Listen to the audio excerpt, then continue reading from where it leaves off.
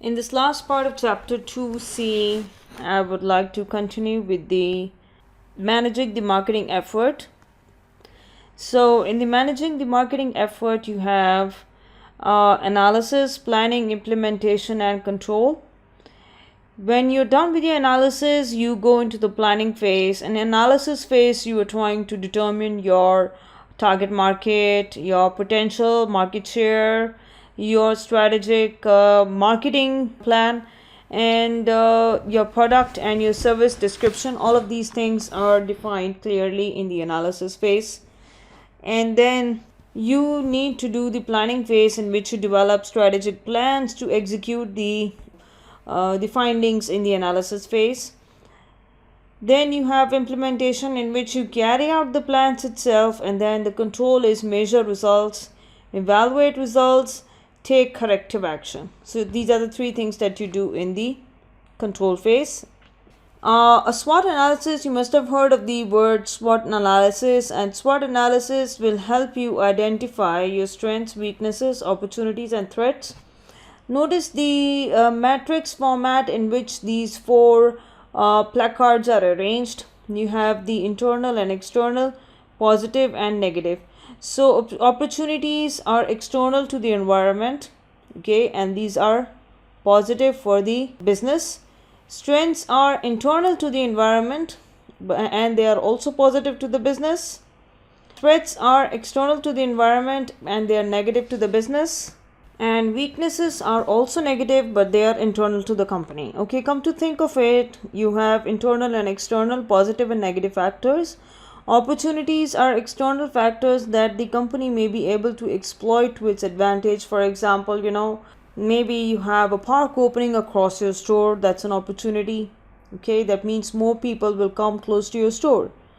Strengths, internal capabilities that may help a company reach its objectives.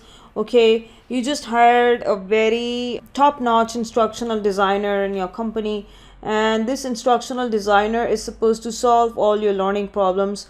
So any strategies or plans that are placed in the business, you want them to be able to translate it to the other parts of the department of the company. So what you want to do is you need to make sure that you have the strength here. You have an instructional designer here. So what happens is that this instructional designer is able to bring the rest of the company up to par with these strategies. So that is your strength here. It's an internal strength and it will help you reach your objectives. Threats are current and emerging external factors that may challenge the company's performance, for example, and they're external. For example, you may have a competition open up next to you. How would you deal with this competition? Okay, how would you diversify your products? How would you change your products and services in such a way that it helps you stand out? Then you have weaknesses. Internally, you may have some weaknesses, for example, limitations that may interfere with the company's ability to achieve its objectives. For example, you have this product that you need to demonstrate on the website, and you do not have a graphics designer, and you're trying to do this in-house because you're out of budget. So this is a weakness. Okay, and you would need to think of how to overcome this weakness. Maybe you can hire somebody offshore, pay them less, but be able to get quality at the same time. Then you have parts of a marketing plan. Okay, once you're done with all of the strategic planning and everything, defining your market segment, defining your marketing management strategies, you need to have a marketing plan. In a marketing plan, it's a document, okay, which has the following sections. You can pause this slide and take pictures of the slide to make sure that you have all of them. For example, the first one that you have here has an executive summary. Okay, so you have an executive summary, you have marketing situation, you have threats and opportunities. You have to write all of this down in this document. You have objectives and issues, you have marketing strategy, you have action programs, you have budgets, controls. All of these constitute the marketing plan. You may want to work on this right now if you want, and if you have any questions, you can always run them by me. Then you have implementation. It is the process that turns marketing plans into marketing actions to accomplish strategic marketing objectives. Implementing is the process that turns marketing plans into marketing actions to accomplish strategic marketing objectives. Okay, and it is actually the process of performing. Okay, it's the actual performance here. Successful implementation depends on how well the company blends its people, organizational structure, its decision, reward system, company culture into a cohesive action plan that supports its strategies. So, this is how a successful implementation takes place. It has to be very smooth and organized. If you look at the marketing department organization, you have a functional organization, you have a geographical organization, you have product management organization, and you have a market or customer management department.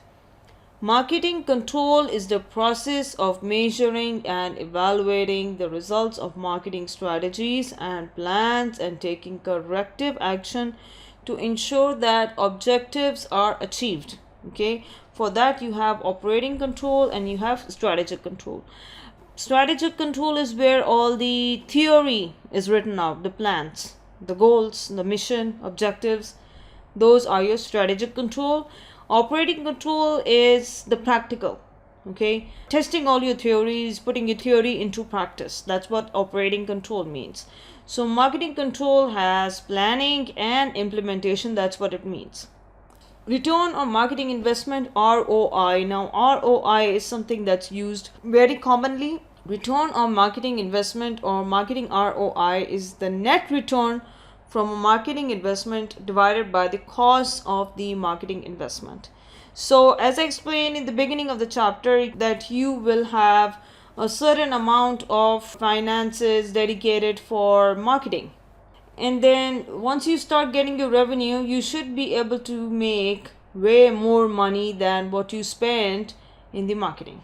Okay, way more money than the cost of your marketing. So that would be a true return on your investment. Marketing ROI provides a measurement of the profits generated by investments in marketing activities. So marketing ROI is nothing but measurement of profits generated by investments in marketing activities.